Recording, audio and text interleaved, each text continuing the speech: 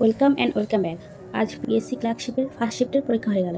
সেই ফার্স্ট শিফটের কিছু প্রশ্ন আমরা দেখে নেব, যেগুলো স্টুডেন্টস বা ক্যান্ডিডেটদের মেমোরি থেকে পাওয়া, অর্থাৎ তারা পরীক্ষা থেকে বেরিয়ে যে প্রশ্নগুলো মনে রাখতে পেরেছে তার মধ্যে কিছু এখানে শেয়ার করছি, যা দেখে বা জেনে অন্যরা যাদের পরবর্তী শিফটে বা পরের দিন পরীক্ষা আছে তারা একটু হলেও উপকৃত হবে। তাহলে শুরু করা যাক।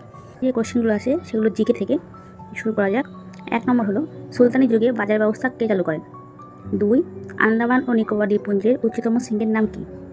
3, মায়ানমার কোন রাজ্যের সীমানার সঙ্গে যুক্ত? 4, পঞ্চায়েত ব্যবস্থা সংবিধানের কোন সংশোধনীতে নিয়ে আসা হয়েছে? 5, সংবিধানের মৌলিক কর্তব্যের সংখ্যা কয়টি?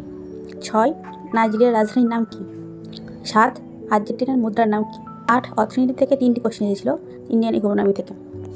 তারপরে কিছু কোশ্চেন ছিল, যেমন ছিল যামিনী রায় কে ছিলেন? ফিফা ওয়ার্ল্ড কাপ কবে চালু হয়? যুবশ্রী প্রকল্প কোন রাজ্য চালু করে? 2024 সালে ভারতরত্ন কে পায়?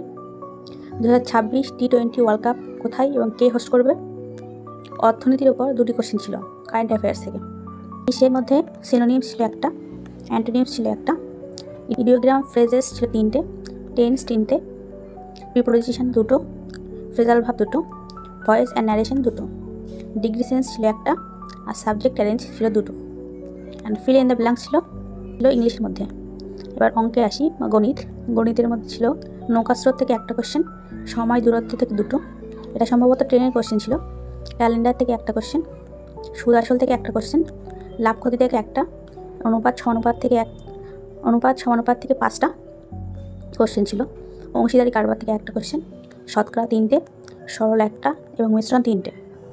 আগের সব প্রশ্নগুলোই বিএসসি ক্লার্কশিপের ক্যান্ডিডেটদের থেকে পাওয়া প্রশ্ন, যেগুলি তারা মনে রাখতে পেরেছে শনিবার তাদের পরীক্ষা থেকে, যা পরবর্তী দিন পরীক্ষার্থীদের কিছুটা হলেও উপকারে আসতে পারে। তাই যদি ভিডিওটি ভালো লেগে থাকে অবশ্যই শেয়ার করে দেবেন। Thank you so much for watching this video.